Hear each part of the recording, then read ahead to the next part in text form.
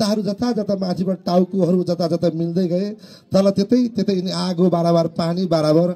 चुनाव भनेको चुनावको दिन मात्र हुन्छ भोलिपल्ट भाइचाराको एउटा चाहिँ हाम्रो एउटा वातावरण बन्नुपर्छ सहकारी हुनुपर्छ यो समाजमा हेर्नुस् त दिन प्रतिदिन हजारौं युवाहरू विदेश पलायन भएका छन् अनि गाउँ बस्तीमा सुनसान छ पर्याप्त मात्रामा रोजगार छैन पर्याप्त मात्रामा आर्थिक पाटो पटक्कै छैन अनि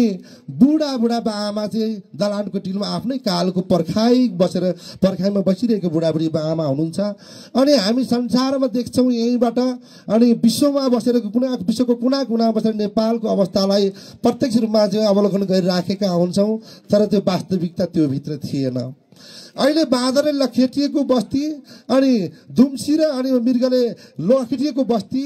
अनि यति साह्रो अवस्था छ होई भन्दा होई भन्ने अवस्था छैन बस्ती बस्तीमा मैले अघि नै भनिसकेको छु एउटा उत्पादनसँग जोडिएको व्यवसायसँग जोडिएको कुराहरू आर्थिक पाटोसँग जोडिएको अवस्थाहरू हुने भए पक्कै पनि हाम्रा यी गाउँ बस्तीका युवाहरू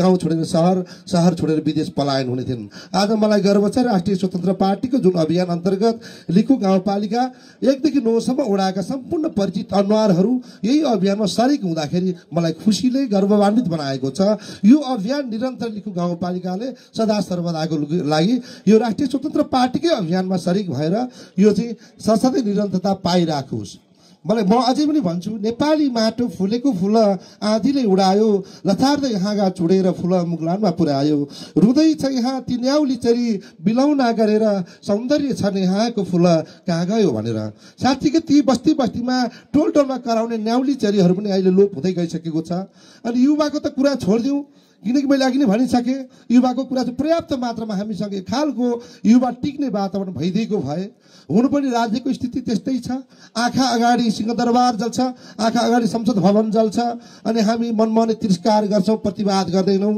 हैन यो अवस्थाले पनि हो अब हामी माटो अभियान लाग्यौं यहाँको इस्कुस सागहरू यहाँको एउटा चाहिँ जुनार सुन्तलाहरू प्रत्यक्ष रूपमा आर्थिक पाटोसँग जोडिने हिसाबले लैजाउँ एक खालको नयाँ अभियान हामी यहीबाट सुरु गरौँ अवश्य पनि हामी सही गन्तव्यमा पुग्छौं मभन्दा अग्रणी व्यक्तिहरू धेरै हुनुहुन्छ मैले बोलिरहनु अब आवश्यक छैन मैले पनि भनिसकेको छु अहिले भाषण भन्दा कामसँग कामले निरन्तरता पाउने समय छ भाषण त चन्द्रमामा हाम्रो नेपालीले पनि रकेट पुर्याइसक्यौं तर रकेटको र थाहा छैन यो अवश्य हो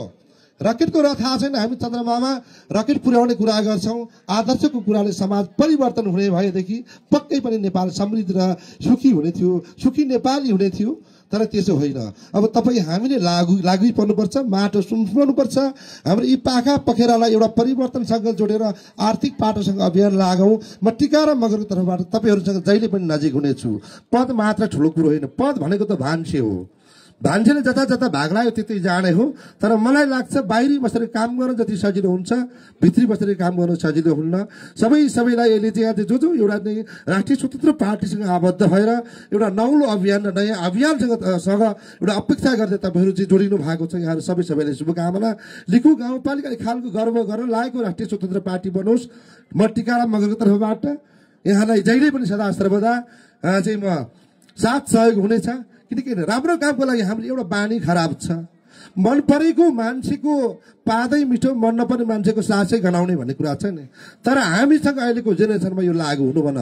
चाहे एमाले होस् चाहे कांग्रेस होस् चाहे माओवादी होस् चाहे रासपा होस् चाहे जुनसुकै दलको मान्छे होस् यो काम चाहिँ राम्रो छ है भनेर किटानीको साथ सम्बोधन गर्न सक्नुपर्छ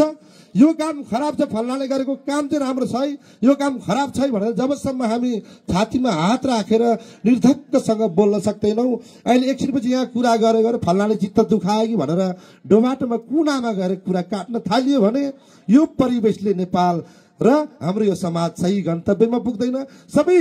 राष्ट्रिय स्वतन्त्र पार्टीसँग आबद्ध हुनुहुने युवाहरूलाई यही अभियानमा सरिक हुनको निमित्त हार्दिक अनुरोध गर्दै अन्तमा जाँदा लिखु गाउँपालिकाको प्रथम पालिका अधिवेशन यहाँहरुको सफलताको साथ एकदम सभ्य र भव्य साथले सम्पन्न होस् हस्त नमस्कार धन्यवाद